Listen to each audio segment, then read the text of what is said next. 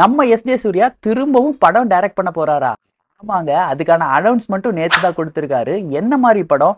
என்ன டைட்டில்? யார் ஹீரோயினா பண்றாங்க? இந்த மாரி நெறைய டீடைல்ஸ் தான் இன்னைக்கு வீடியோல பார்க்க போறோம். நம்ம எஸ்.ஜே. சூர்யா 10 வருஷமா படம் எதுவும் டைரக்ட் பண்ணாம நடிச்சுட்டு மட்டும் இருந்தாரு.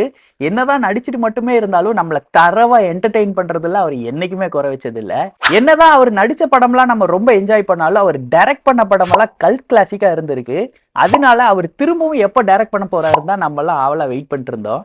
இந்த மாதிரி ஒரு சிச்சுவேஷன்ல 10 வருஷம் கழிச்சு அவர் திரும்பவும் படம் டைரக்ட் பண்றாரு. அதுக்கான அனௌன்ஸ்மெண்ட்டும் நேத்தே வந்திருக்கு. ஷூட்டிங்கும் நேத்தே ஸ்டார்ட் பண்ணிட்டாங்க.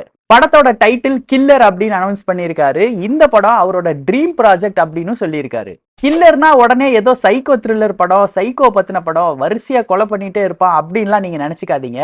இந்த படம் ஒரு கான்ட்ராக்ட் கில்லர் பத்தினது. இதுல love, romance, comedy, humour, action எல்லாமே இருக்கும்.